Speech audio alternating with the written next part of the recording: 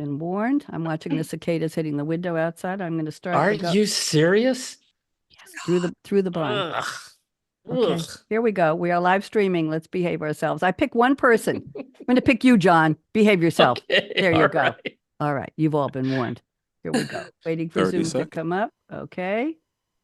And we are on. Everybody wave hello. We should be coming up on LinkedIn. And there we go. Okay. Wave on LinkedIn and wave on Facebook and wave on YouTube. That's a lot of waving and Voice America Empowerment virtually. There we go. Let's have it. Jordan, we're ready.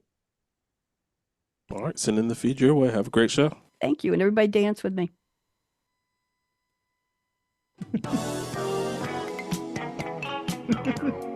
Welcome to Read My Lips Radio, a lively hour of unscripted conversations with savvy creatives. Producer and host, akaRadioRed, asks novelists, artists, photographers, designers, comedians, actors, musicians, composers, screenwriters, directors, and technology innovators about their creative passion, inspirational muses, and how they create.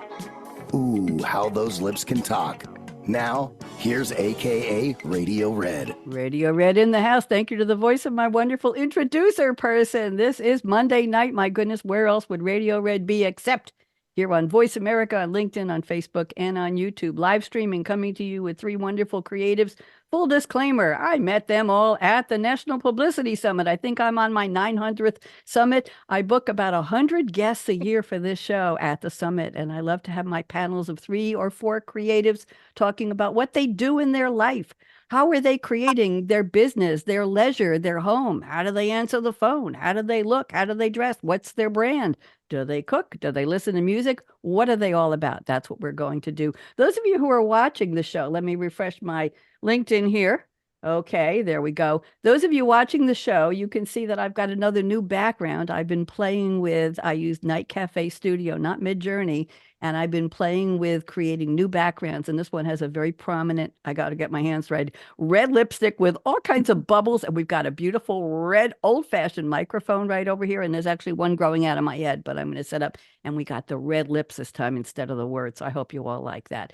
So today is May 20th. My goodness gracious, it's the 141st day of 2024 Gregorian calendar. We all know that Pope Gregory, before he was a pope, I think, didn't like the Julian calendar because Charlynne and John and Delia, I don't know if you know, but back in the day of the Julian calendar, if you were born between October 3rd and the 14th, there were no days to celebrate your birthday. The days just crumbled together. There was nothing happening. So Gregor came along. He probably said to his mom, hey, I'm not so happy with Julian, you think? And so she said, go for it, son.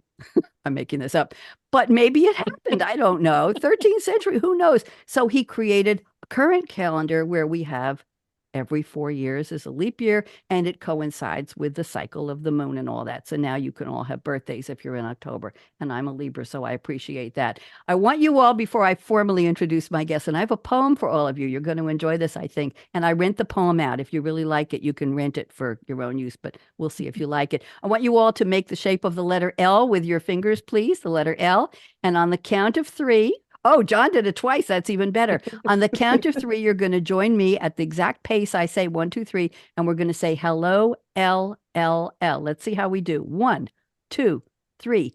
Hello, L, L, L. Jordan, my engineer. Oh my goodness, we have a new winner. We've been every week. We see where, John, you put your hand up. We see where if the guests do it in sync and if they really honor the LLL. Well, this is number 1.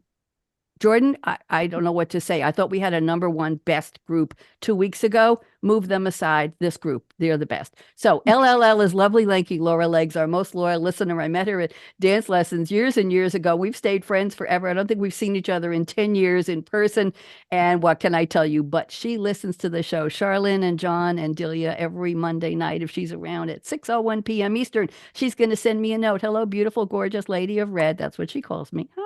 And she's going to tell me what you said, Charlynne, on the show, Charlynne, and what John said and what Delia said. She's going to take a little for the promo and a little of what you actually said on the air and send me a little report.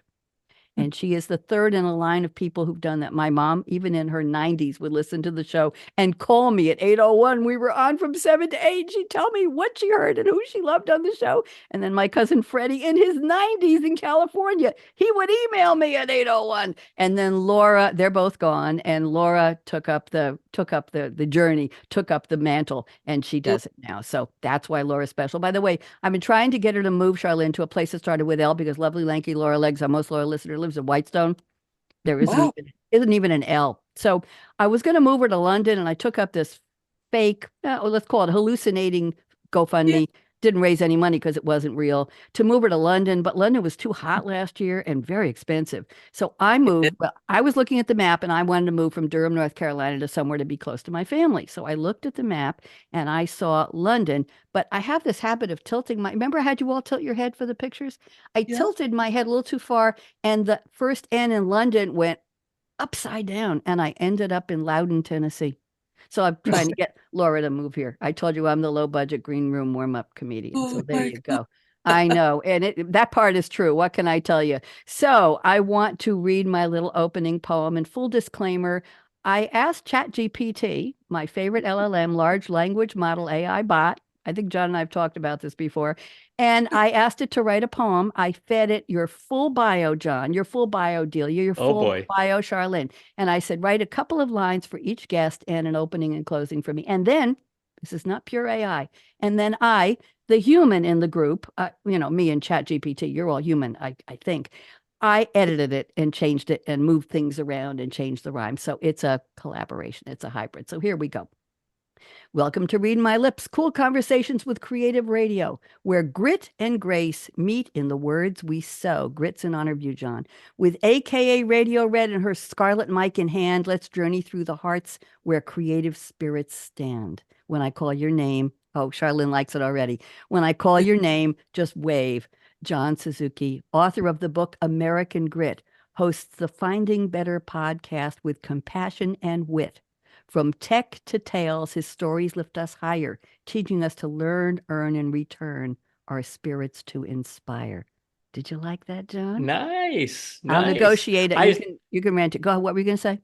No, I was going to say that you said that you, as I, is going to wrap everything up at the end. So I, in artificial intelligence, is the intelligence. So I assume that you are the intelligent part of it. Thank you very much. You're very kind. I hope so. I recently had a CAT scan. I had to go to the emergency room. I'm fine, Delia. And at 10:30 at night, after 9 hours of tests, which are all normal, fortunately, the 6'8" PA bounds into the room where they've got me sitting, this waiting room, and he says, "We have good news.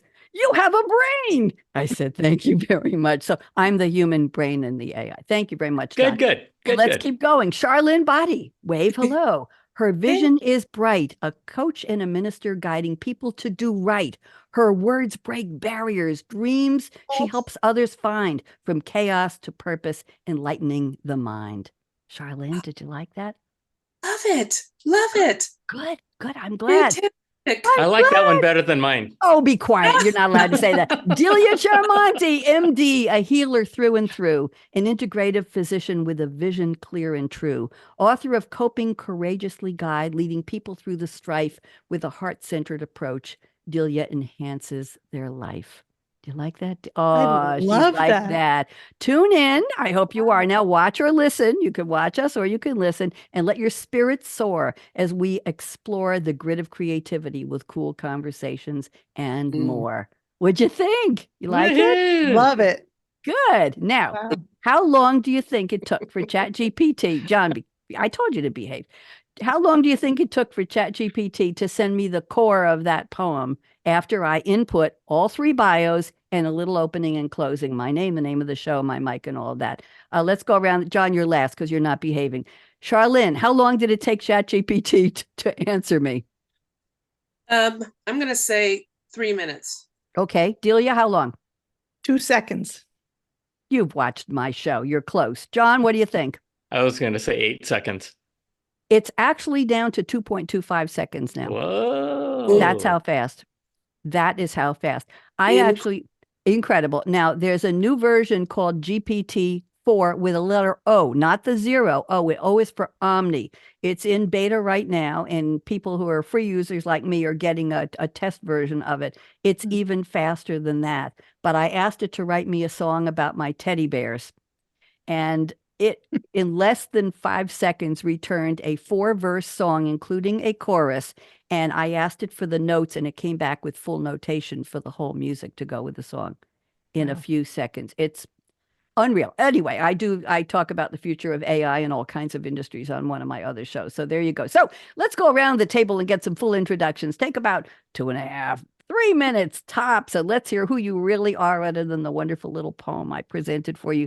John Suzuki, and I have to say, John invited me to be a guest on his Finding Better podcast recently. I had a wonderful time. I said way too much about my life that I probably shouldn't have shared, but John's that kind of an interviewer. So I just couldn't help myself. John, I'm putting you on speaker view. Tell us what you do and who you are. 3 minutes, go. Yeah. So who I am a grandfather. I'm going to be the grandfather. Oh, that's the first thing. That's the most important thing that I am. My third is coming next month. And I wrote a book and I launched a podcast, and it's all about making the world better. And, it's I retired from 40 years of high tech last year. Actually, it was 2 years ago. And I've kind of dedicated the rest of my life to just help make the world better. We live in such a crazy world now, and there's just some, we talked about artificial intelligence, right? Who knows where the world is going, and who knows what the world's going to look like even next year, let alone 10 years from now. And the world has gone, the world with the rise of computer systems and the rise of social media and all these different things. It's been a wonderful thing, but it's also been a double-edged sword. John, we want to know about you. We don't want your statement about AI. We want to know about you. Where'd you come from? Why did you write your book? Come on, tell me. Really? Okay. Where'd I come from? It's called a bio. Okay. Yeah. So I wrote the book out of love because it kind of landed in my lap. And I found myself at a former Japanese American concentration camp for reasons I can't explain. It just happened. And while I was there, I came across a billboard, and this billboard showed the names of over 1,000 people, men, who volunteered out of that concentration camp to fight and die for the United States Army, who put them and their families in that camp to begin with. And I just could not believe that I'd never heard of that. And these guys went on to become part of the most decorated war unit in the history of the United States, called the 442nd Regimental Combat Team, a bunch of Japanese Americans. It was a segregated camp. And so from that came the story of grit. And the idea that these guys did not blame anybody for their circumstances. They refused to be victims, and they decided to take responsibility for their own lives in a concentration camp and find a way to get out, to prove their loyalty, and to fight for a better life for themselves and their families and the country. And it's just an incredible story, which then led me into launching my podcast called Finding Better, because my book is all about finding better. It's all about refusing to blame. It's all about refusing victimhood. And that's what I want to do. I want to empower people one person at a time, because I think that empowering every person you empower lifts the world. And so that's what I'm all about. That's what I'm all about. But most importantly, I'm a grandfather. Thank you. Well, you've gotten your priorities straight. I wanted you to briefly tell us the story of your book. And I did name this episode after your book, John. Yes. Creative Grit. Thank you. Every week I have the grit of creativity. It's always the something of creativity. Every week I pick one guest story, their book, their bio, something to inspire me with the name, because I have to come up with hundreds of names. Yeah. 50 names, 50 titles. You're welcome. Thank you, because creativity does require grit. That's a word that has never come up. And we talk about courageous. We talk about curious creativity. We talk about bold, audacious creativity. We talk about all kinds, brave. But I've never used the word grit of creativity. So thank you for, Yes. yes, there you go. Let's go around the table. Ms. Charlynne, Boddie, I'm so happy to have you here. Met you at the summit. And I said, that lady's coming on my show. There you go. Charlynne, would you please do me the honor of telling us who you are? And if you can condense your entire story, Charlynne, I know what you've done. I know where you've been. I know where you've come from. And it's like an hour show all in itself. But if you can condense it down to 3 minutes, I'd appreciate it. Go ahead. Welcome. Okay, well, in keeping with the whole grit idea, I must tell you all that in the beginning of my book, True Grid, Grid, as in dog, I mentioned the movie True Grit that starred John Wayne, the original. And I tell all of my coaching clients, you must have true grit to get through True Grid. Wait, let us just take that all in. I forgot the name of your book. I'm sorry, I have it in front of me. But Grid, the movie, there's always a synchronicity. Delia's been on the show before. There's always a thread. There's always a synchronicity, some kind of humanity that links our stories all together somehow. And you just proved that. Go ahead, Charlynne. Sorry to interrupt. Go ahead. Okay, yeah. And I just think it's so important because it does take true grit to follow the vision grid that I give my clients. I am a coach. I'm an ordained Christian minister. I am a former White House press officer for 2 presidents, but I actually have done assignments for 3 US presidents, if I'm honest. So Reagan, Clinton, and Bush Jr. My specialty is crisis communications. I tend to get called by people in government and people of influence in crisis. That is my specialty as a communicator. I'm also a film critic, which is why I mentioned John Wayne and True Grit in the beginning of my first book. I'm a world traveler, and I love sharing with people exploits and things that I've done in my travels and the amazing people I've met in so many different cultures. I'm a graduate of Denver Lutheran, which is a German high school in Denver. And this is why I speak German. And I've done a lot of work in Germany with US soldiers and their families, and have taught recently for the Pentagon. I really enjoy, spending time with people that have a dream, which I call an extreme dream, because I believe every human being has greatness in them, but sometimes they might need a cheerleader like myself to bring that greatness out of them. And that is why I call my coaching seminar The Extreme Dream. And people have brought me outrageous things, RadioRed. I am telling you, I get unbelievable dreams that people want to see manifest in their lives. And I help them do that. I really believe that it all came about after a head-on collision. Delia, you might be interested in this, that I was in a head-on collision with 2 cars.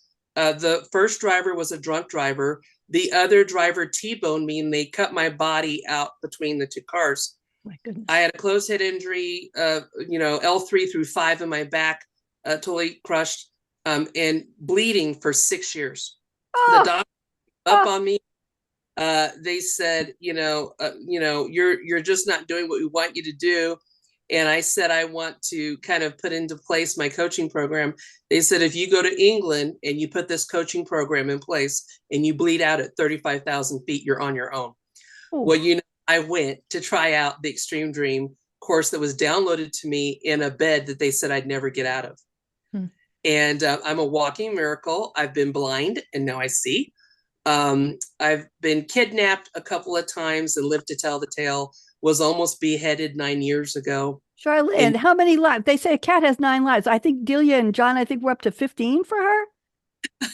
Yeah, I call her my Forrest Gump. Oh my goodness gracious. Charlynne, wrap it up. Go ahead, Charlynne. Yeah, so that's what I would say. That's a little bit about me. I love helping people from all different backgrounds, socioeconomic color, different beliefs and creeds, realize the extreme dream and greatness that they have within themselves. And that is what I love to do with people. I love it. You're a generous person, Charlynne. You've been through so much. You have a generous soul. All of you do. All of you do. Let's hear from Delia. Thank you, Charlynne. It's even more amazing than the bio you sent me. I'm seeing you in the bed getting the download and saying, I'm going to the UK. The hell with you, doctor. I will live. I will see. I will talk. I will inspire. I will help people find their greatness. And I'm going to survive. You're a survivor. Capital Amen. S. Every letter, capital S, all the way through. Delia, welcome back. It's been a while. I saw you at the summit. I said, you again. No, I said, Delia, what's new? That's what I said. I was very polite. What's new? And you said, I've got some new stuff to talk to you about, Red. Let me back on the show. And I said, how could I refuse a beautiful doctor like you? Delia, refresh us. Tell us, what have you been up to? And welcome back. Thank you so much for having me. So I'm a physician, as you said. I started out as a family doctor, and then I became an integrative medicine doctor, and then I became a palliative medicine doctor. And most importantly, I realized in my practice that putting together integrative medicine and palliative medicine together is how we best serve people who are suffering with serious illness. And so I love the themes that I hear with the other two amazing guests of basically helping people shine wherever they are. And that's what really struck me about taking care of people with serious illness, is that if you have one breath left, you deserve to get every single joy that you can out of today. And so what I saw in medicine, that I hate to admit it because it's my field, but a little bit, once somebody gets a serious illness, sometimes they get put in another box, like, oh, well, you have a serious illness, so somehow your dreams and desires are not as prominent. But that's really not true. And so my passion now is really twofold. One side is to support families who are facing serious illness. And so not just end of life, but, if you get diagnosed with cancer or multiple sclerosis or have a stroke, serious illness that messes with your life. So helping families, both the patient and the family, to cope, to take care of themselves, to live, to get every joy and juice out of life that they can. So that's one side. And that's the book that I wrote, which is called Coping Courageously, a heart-centered guide for navigating a loved one's illness without losing yourself.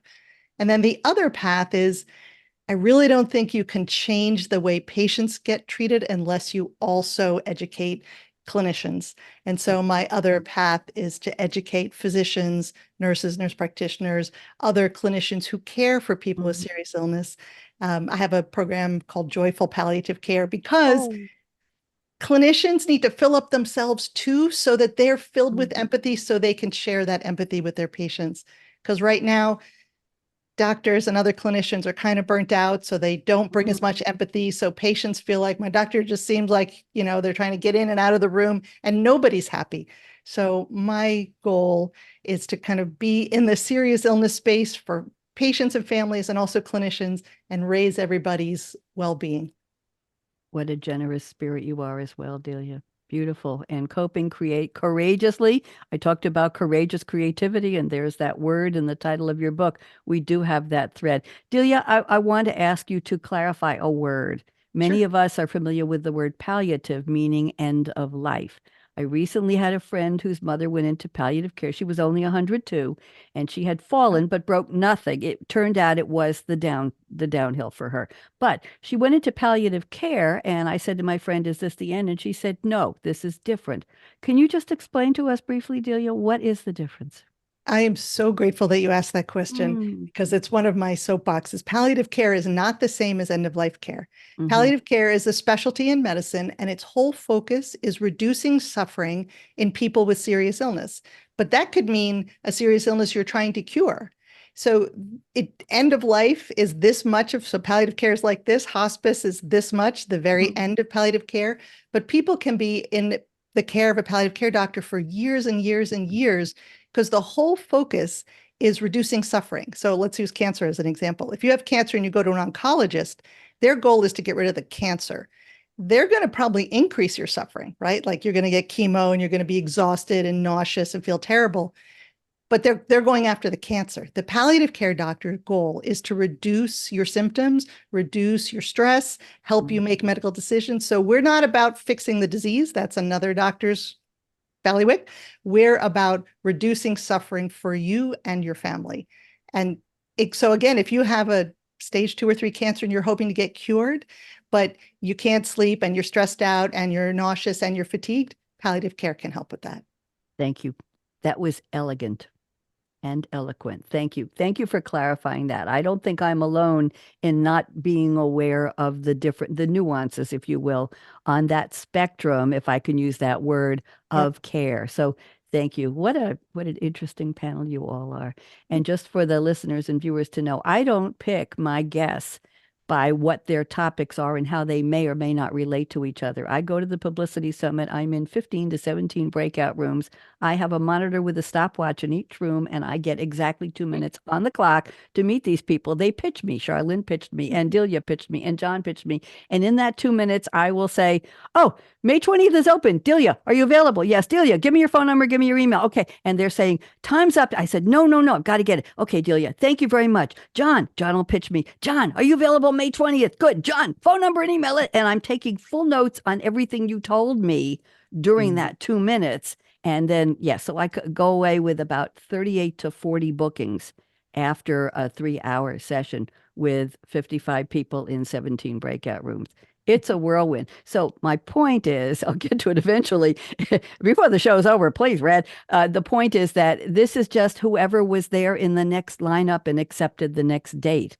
And I love the way the synchronicity, because it's just a humanity thing, isn't it, ladies and gentlemen? It's just, we're just all people. There you go. So let's get to the part of the show. Let's make this real fast. Instead of 3 minutes, let's take 2. I've asked each of you for a fictional quote or a song lyric that you will relate in your own words to your own creativity. John Suzuki has picked a quote from Snowman Olaf, voiced by the actor Josh Gad. The movie is Frozen, 2013 animated musical fantasy film by Disney.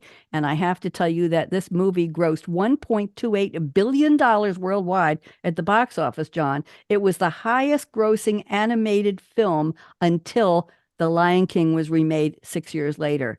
And it's the highest grossing film of 2013 and the 5th highest grossing film of all time. And let me just set up the scene here.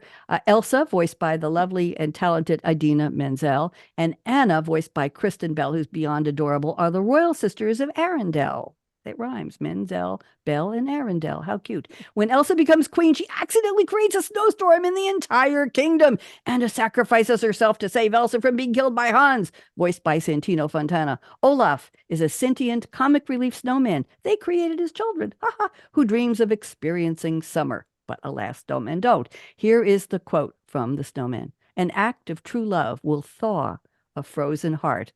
John, 2 minutes. How does this relate? Yay! How did I do? I love that. You did okay? great. You did great. I didn't know about all that stuff. I just love the quote. And, and so go ahead. Love will thaw a frozen heart. And in my last, I don't know, my last 10 years in the tech industry, everything was getting really smart. It was getting really smart, and I call it the trend towards brain. You got the scientific method, and you got data and data sciences and all these different kinds of things. And it just kind of shifted over time from the heart. I call it from love. And I built my career over 40 years on caring about people and really, really doing my part to take care of my customers. And I lived my whole career with the saying that says, they don't care how much you know until they know how much you care. And so Olaf saying, love will thaw a frozen heart. I think all of us can relate to the idea that we all have frozen hearts in some way. And it seems like the world over the last 10 years has kind of just been such a downer, just been so hard. And it's just, life has just gotten so tough. I feel really hard. I feel really badly for younger people trying, early in their careers, because it is such a tough world. So much tougher than when I was growing up. And, so that the reason why love will thaw a frozen heart resonates with me so much is because that's what I'm trying to do. It's all about love. And, every single one of the folks that I interview, you and Charlynne, it encircled around everything we talk about is that it's all about love.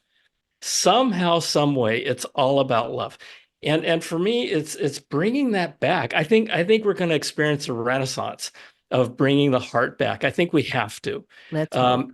Yeah, and you know, and that's where I come from, one person at a time. Our Thank political you. leaders aren't going to do it. You know, it's up to us. It's up to us, and I want to be part of that.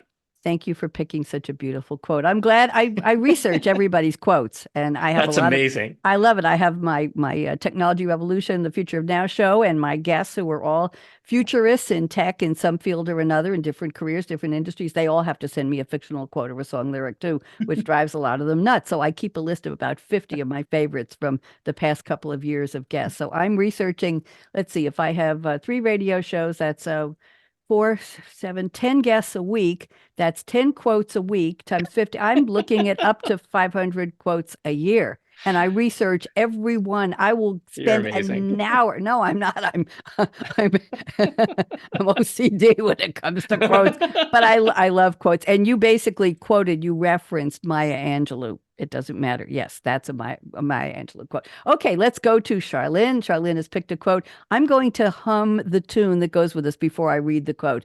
Da da dum, da da dum, da da da da da dum, da da dum, da da dum, da da dum. I murdered that. Sorry about that.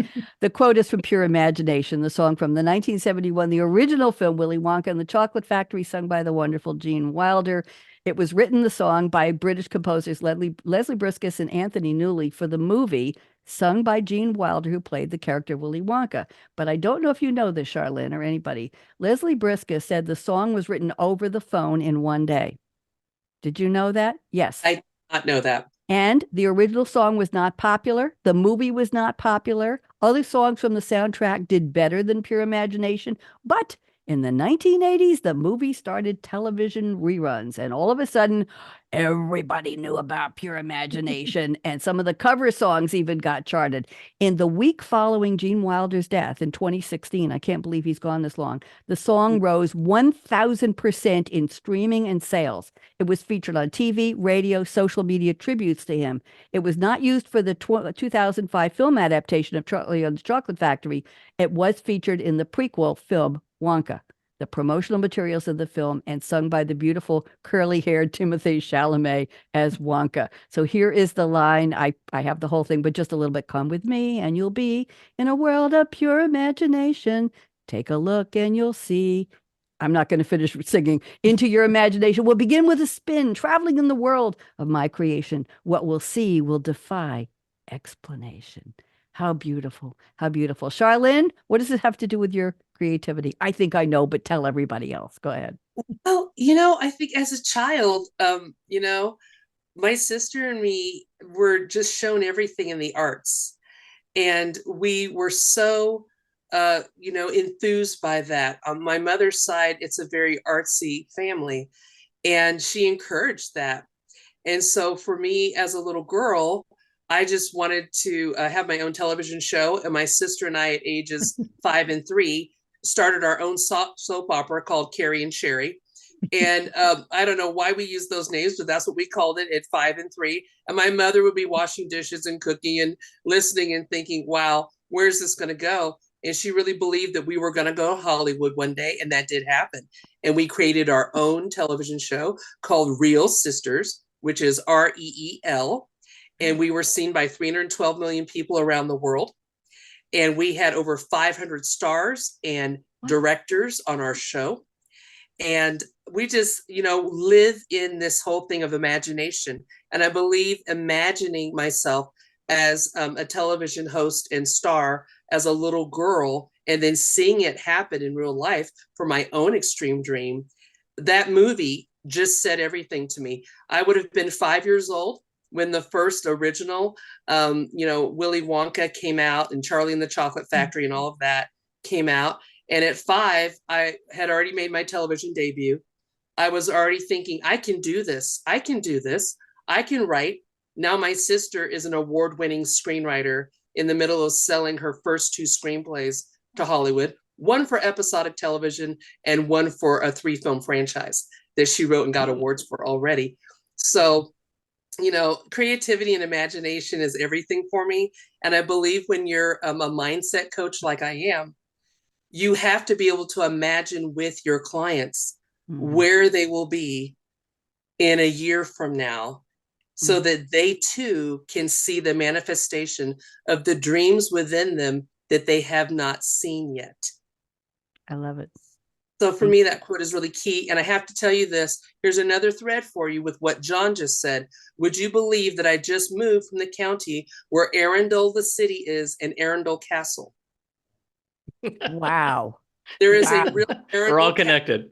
in England. There is a real city of Arundel. I live there. I know everything about that castle. It's my favorite castle. There really is a real place called Arundel in West Sussex, England, and I just moved from there. This show is getting more and more amazinger. The more we talk, the threads are just like, "Ah, wow, this is unusual. This amount of synchronicity is unusual. Delia's going to break the spell, I think, a little bit with her quote. Just want to warn you, kids. Oh, yeah. Just want to warn you. She's got a quote from Maria Portokalis, played by the wonderful Lainey Kazan. Is there anybody like Lainey Kazan? My Big Fat Greek Wedding, 2002 romantic comedy film, directed by Joel Zwick, written by Nia Vardalos, starring Nia and John Corbett. This was before his Sex and the City days, I believe, when he was young John Corbett, Lainey Kazan, Michael Constantine. I don't think he's around anymore. Andrea Martin, Joey Fatone, Gia Caritas, and Louis Mandylor. I don't know some of those actors. And here's the story. A young Greek-American woman falls in love with a non-Greek and struggles to get her family to accept him while she comes to terms with her own heritage and her cultural identity. That actually is a very current theme today. It grossed $368 million on a $5 million budget. It was nominated for Best Original Screenplay. There's a screenplay line for you. At the 75th Oscars, Best Motion Picture, Musical or Comedy, Best Actress at the 60th Golden Globe, and it inspired the sitcom My Big Fat Greek Life, the 2016 My Big Fat Greek Wedding 2, and the 2023 My Big Fat Greek Wedding 3. Here's the line Delia has picked. Charlynne, I hope you're sitting down. John, I think you are. Here we go. The man is the head, but the woman is the neck, and she can turn the head any way she wants. Delia, how could you? Go ahead. What does this have to do with your creativity? Shock us. So I did not go poetic with this one. And I know it has a sexist tinge. That's not the part I'm after. That's okay. But here's what I like about that. So in her world, Maria was not in a power position. And so instead of wilting and saying the man is the power in my family and so I have to give up, she found a way to turn it so that even though she's not head to head the power, she has another way to turn to the side and get her needs met. And so for me, thinking about illness, people dealing with hard things that they can't fix if you go at it only like this, you wilt. But even in the face of something hard, you can turn your face a little bit and say, well, I have this thing, but at least I could go to graduation for my loved one, or at least it's a beautiful day today, or at least my dog is adorable. And so it was that idea of you're facing something where you don't have power, but if you turn to the side a little bit, all of a sudden you have all kinds of control and power and ways to get your needs met. That's what I like about it. That's lovely. Thank you very much, Delia. Thank you to the three of you for very interesting quotes. Sometimes that's the most fun part of the show for me is the quotes you pick, how far back the movies. I have people who are still quoting The Wizard of Oz from 1939. That's very popular. Toto, I have a feeling we're not in Kansas anymore. Yes. And pay no attention to the man behind the curtain. That was the wizard. Yes. And people are still quoting, quotes from Casablanca. They're still quoting, the on the tarmac with Lewis and blah, blah, blah. So very, very, and they're still quoting Gone with the Wind. Right? Okay. Yes. All right. So Scarlett, I don't give a damn. Okay. So let's go to your creativity statements. We've already covered a lot of your creativity, but I'm going to pick at least one from each of you. We got 17 minutes left. How did that happen? It's only an hour show, kids. Okay. So let's keep this to 3 minutes each. And if you see me doing this, I'm not being rude. Just means let's make room for everybody else. So John says, you're going to be surprised at the one I picked out of your statements, John. He says, when I was young, this is John talking, I took piano lessons and I was able to play by ear for 7 years. When my dad realized I couldn't read music, he got so mad, he fired my piano teacher and got me a new one. The new piano teacher taught me to read music, but to this day, I can't play by ear. I've learned to live life by ear. Don't play the notes on the sheet, play the music. John, that's a quotable moment there too, my friend. Go ahead, John, take 3 minutes and tell us what this really means to you. Oh boy, was he pissed. He was so mad. I mean, hundreds, if not thousands of dollars of classical piano lessons. And one day he discovered I couldn't read music because I would have the teacher play the piece for me, and I was able to play it right back. And I learned from there. I was conditioned that that's bad, and learned how to read music, and I haven't been able to do it since. Now I do have my own piano, and I am starting to just jam. I'm just trying to do the jazz thing and just try to bring some of that back. And but it is there's lots of different people. There's a lot, Charlotte. No disrespect intended to anybody here, including myself, right? But seems like a whole lot of people have got their music sheets on how you should live your life.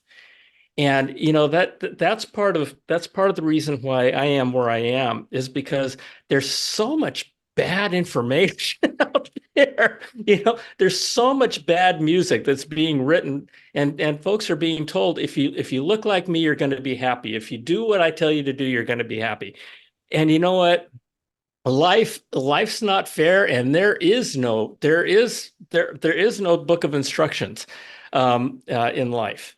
And right. And so the whole idea is and I love Charlynne, what you're doing, and I love Delia, what you're doing, because you're guiding people. You're saying, hey, listen, this is what I've experienced. This is what I've gone through. This is what I've seen in my life. Let me tell you what I've done, and maybe you can learn something from it, and learn from my mistakes, and learn from my successes. And because for me, and thinking about creativity, part of the problem in our world is that everybody is so afraid to fail. Mm-hmm. And I tell people, if you're not being successful, you're not failing enough. And and it goes back to Thomas Edison. He failed 1,000 times at inventing the light bulb. Well, he learned 1,000 different ways it didn't work. And so if you go with the mindset, and if you go with an idea that says, you know what, the more I fail, the better chances I'm going to have to be successful. Just do it. Follow your heart. Your brain is there to keep you out of trouble. But play your life, play your music. John, there's an interview. Somebody interviewed George Clooney recently. It might have been on the Chris Wallace show. And on the promo, George Clooney, the actor, says, I learned more from my failures than from any of my successes. That's it. Go. John, I have to move on because I'm looking at the clock here. So thank you. That was lovely. That was really, and it's very, very true. As far as music goes and all creativity, we're in an interesting time where artificial intelligence can indeed compose a song with music in less than 3 minutes. And I tried a new website called Suno, Suno. I'm starting a new radio show soon. And I asked it for a theme song, and I gave it a 1-sentence opener of what I wanted.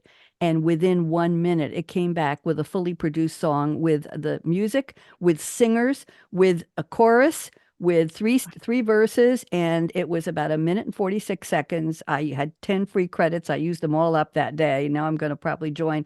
And I was shocked at how good it was. Seriously good. Seriously good. I gave it the title. I told it I wanted a Motown beat, and it included everything radio. It talks about the digital space and radio and creativity and all kinds of things. And I couldn't believe how good it was. Will I use that song? Maybe. I'm also writing my own songs, and I have a composer in France who's doing music for me. So we'll leave that one on the table. Thank you very much. Charlynne, I want to go back to some of your extreme dream. I'm going to pick 2 of your statements. I'm going to read them together and take your 3 minutes, okay? Charlynne says, I create customized, unique, creative opportunities for young and old people to learn, grow, and find their vision and purpose in life. I have created Extreme, and she puts capital X, TREME. Okay, so the E is missing from the front. I like that. That's a good brand. Extreme dream birthday parties for children looking for ways to move ahead with what they want to be when they want to grow up. I encourage young and adults to create dream boards and treasure maps with magazine clippings and photos about their own creative desires, put them into words on a vision grid, GRID, design their plan of action. You've also created extreme dream anniversary weekends for couples at resorts, British luxury manors. You've taken clients to forests, to conference centers, all kinds of places, sprawling English and Scottish estates in the countryside, wherever they want to go. Take 3.5 minutes, Charlynne. This is too good. Go ahead. Okay. Well, I love the creativity that comes from event planning. I think when I worked in the US government, they gave me so much latitude and longitude to do creative events for Earth Day and so many different things that I'm not sure you get to do in the typical 9 to 5. But then when I left my federal service and created the Extreme Dreams seminar after that car accident, that's really what got me out of the bed and got me to focus on the dreams of other people. I really wanted to pick their brains about the atmosphere they would need to recreate the life that they always wanted, so to speak. They're living one life, but they're saying, if I wouldn't fail at anything, Char, let me think for a minute, where would I like to be? And, one gentleman said, can I pick wherever I want to be? And he decided to rent out an English estate for his, anniversary weekend. And I tell you what, it causes everyone to fire off in a different manner with creativity when you do that. And, we're looking at the pictures, but we're also putting something into doable bite-sized chunks on a very fun and creative vision grid that is comprised of 9 squares, but it goes from where the person is now all the way to the next 5 years. And for me, it really, really pushed me, RadioRed, to go where the clients are, but take it a step further. The creativity. What could you do on a 1,000-year-old estate? What would you do in an 800-year-old castle? One of my friends said, hey, do you want my castle for your couple's weekends? And I said, yes. Can I put that on the list for a possible location? We've just had so much fun all over the world. And every time someone comes back, they're saying in their minds, I'm already thinking about the next time we get to do this with Char. So some of the couples have made it like something they do with me every 5 years for those milestone anniversaries. So for me, the creativity keeps getting wilder and wilder wherever I am. And it also brings the manifestation of those extreme dreams into greater permanence and make them more established in the life of every single person, whether you're a 12-year-old who wants to be an F1 engineer, which is one of my youngest clients, became an F1 engineer when everybody said, that's impossible. You can't do that. You're only 12 years old. Are you crazy? All the way to my oldest clients to date, which were a couple in Athens, Greece, who were 88 years of age. Oh, lovely. And they had never done something that creative in their lives. And every single bit of their extreme dream, which was impossible for over 60 years of marriage, it happened, RadioRed, in 2 weeks. The manifestation of their extreme dream happened at 88 in 2 weeks' time. Charlynne, one point you brought up that I don't know if anybody else caught, but you said you had a friend who said, do you want to use my castle? Yes, I heard that. Yeah. It's like, did she just kind of gloss over that one? It's like, oh, sure. I'll just call my next door neighbor and ask if I can borrow their castle. Sure. Charlynne, you've got quite an interesting life. Thank you for that. I wanted to give you an opportunity to talk more about that. This could be a whole hour, but I don't do hour 1 interviews anymore, but we'll talk again. Delia, I'm going to transform your statement 2 and 3 into one statement. I'm looking at the clock here. We're good. Okay. Delia says, I transform ugly words into pretty things. If I'm going through something tough, I write it on paper. I paint over it with pretty colors until most of the words are covered.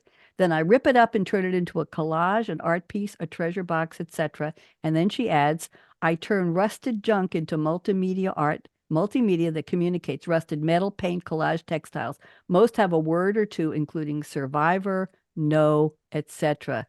Delia, you've got exactly 3 minutes. I want to know all about this. Go ahead. So the concept behind all of that is that I think it's so important to hold space for 2 opposing ideas all the time in all of our lives. So things are not pretty or ugly or good or bad or, unbearable or fabulous. all the time we have both things. So things can be old and beautiful. You can have what seem like ugly or uncomfortable words, and you can transform them into something that brings you joy or that you give to someone else and brings them joy. And so for me, this really resonates in taking care of people who are ill and helping families who are ill, that it's not like, oh, you have a bad disease. I'm so sorry. Everything's terrible for you. And so I think that's part of the gift that I bring actually is, yes, you have this thing and it's really hard. And you're a person and you like things and what makes you feel happy today and what would be fun for you today. And it's not toxic positivity like, oh, we're going to pretend there's not the bad, there's only the good. No, there's bad, there's old, there's ugly, there's yuck, and there's beauty and special and inspiration together. So conceptually, I use that all the time in my work, but when I make art, I don't think it's an accident that I don't start usually with pretty things and make something out of pretty things. I usually start with junk. My husband laughs because I order off the internet old rusted metal things, and he'll be like, "Did we get more trash today in the mail that you paid for? Is that what happened?" But I take it and it's rusty and dirty and old, and on purpose, I translate it into something that is, for me, beautiful or meaningful. And I just think that's kind of how life works. Lovely. I took the attached room that was built onto this house. I bought this house in Loudon, Tennessee, a year and a half ago, and more rooms than I need. Living alone, and I didn't expect to live alone, but I am. And I took an outside room that we were using as a dining room. It's not heated, it's not air conditioned, but it has windows on two sides, and it was added on to the house. I immediately saw, Delia, that this was going to be my art studio. I have a gorgeous dining room table from my mom that I brought from New York to Durham, and it was sitting with the leaves removed in a closet. I set it up and put a big piece of thick glass over the top and pads over it and created a whole art studio for myself. But I want to tell you that I keep bits and pieces of things for my collages. And I keep, when you get a gift of pears or apples or something at Christmas from Florida, they send, those are wrapped in little thin light green tissue paper. I save them and I put watercolors on them and cut them in different shapes and use those as my collage papers. I keep that stuff too. I get such a hard time for my husband. This is trash. Just put it in a box. This is beautiful. It's not. This is it's art. not. I want to thank you all for your wonderful statements. I've got 3 minutes to do about 10 minutes worth of stuff here. So let's just do it quickly. Today in music history, in 1954, going all the way back, I don't know if anybody here was alive. We're not talking about that. 1954, Bill Haley and his Comets, Rock Around the Clock was released and it stalled. But nobody really noticed it until it was used a year later in the movie Blackboard Jungle. Then big hit.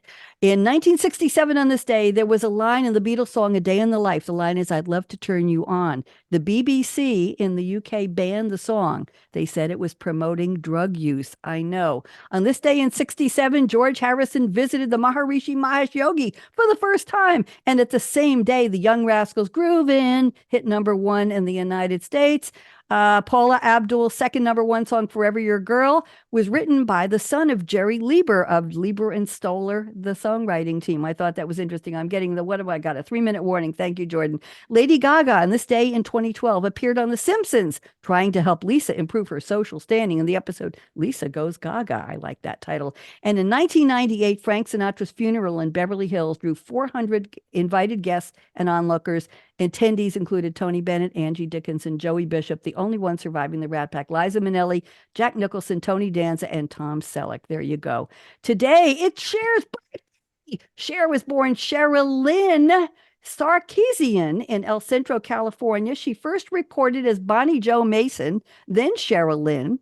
She teamed up with Sonny Bono in 1964. They recorded as Caesar and Cleo. Then they changed their names to Sonny and Cher. When they hit I Got You, Babe, she stuck with Cher. She's known as the goddess of pop. She's only sold 100 million records, and she won Billboard's 2002 Artist of the Year.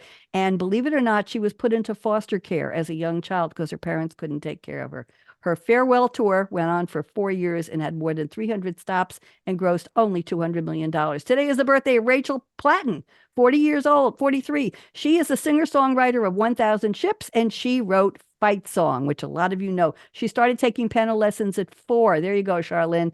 And she worked at a record label in Trinidad. Rapper Busta Rhymes today, born today, I don't have his age, a reggae influencer. It was born Trevor George Smith Jr., known for the song Woo-Ha and his rapid rhyming. And here we go.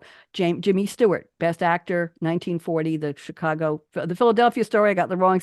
He lived to 89, and this was his birthday. Okay, social. On Instagram, we have Austin McBroom, 32 years old today. The only reason I put him in here is because he has 5 million subscribers on Insta and 18 million subscribers on a YouTube channel. I just want to tell you, he's a former NCAA basketball guard. He became a social media star. He's the patriarch of the popular ACE Family YouTube channel with updates on the family's event, 18 million subscribers. Oh my goodness. And on TikTok, we have Ali Yost, who's 29, and she does posts that encourage people. She does makeup, singing, and relationship advice. She only has 1.9 million subscribers, so she's just getting started. Today is Be a Millionaire Day. Do at least one thing that will make you feel like a million. Get a spa treatment, test drive a fancy car, go for a special cocktail. It's Eliza Doolittle Day. Remember, My Fair Lady first performed 58 years ago. Professor Henry Higgins tries to teach Cockney flower girl Eliza Doolittle how to speak properly. It's Flower Day. It's National Eli Day. You know somebody, Eli, just say hello to them and wish them not a birthday. Just tell. It's National Quiche Lorraine Day. It was done by a young cook who just mixed things up and it created a fancy dish. Everybody loved it. National Rescue Dog Day, National Streaming Day, National Women in Aerospace Day. It's British Tomato Fortnight, 14 days, May 20th to June 2nd. Celebrates the quality of British tomatoes that are grown in greenhouses. No pesticides and no pests. It's World Bee Day, National Safe Week, Sun Safe, and Vegetarian Week. May is the month of American cheese. Be kind to animals. Better sleep. Chip your pet. Creative beginnings. Date your mate. Gifts from the garden. Meditation. Inventors. Photography. Tennis. Walking.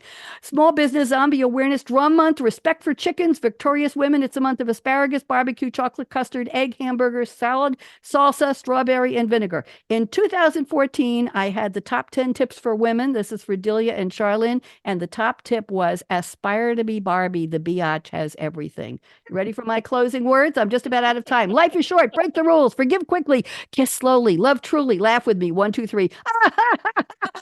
Laugh uncontrollably. Never regret anything that made you smile. Final words. Wake like you don't need the money. Dance like no one's watching. When I talk disco in high heels, they all watch. Sing like nobody's listening. And love like you've never been hurt, because we all have. Money talks. Chocolate sings. La. And last but not least, I stole this line from somebody else years ago. Thank you for turning me on. Wave goodbye. Don't go away. Guess, Jordan, are we out? I think we went over. Jordan, did I? All clear. Thank you, Went over Jordan. just by a little bit. All Okay. right. Thank you. I'll see you tomorrow, Jordan. All right. Bye, Hope you all Jordan. enjoy the rest of Hi, your day. Jordan. Thank you.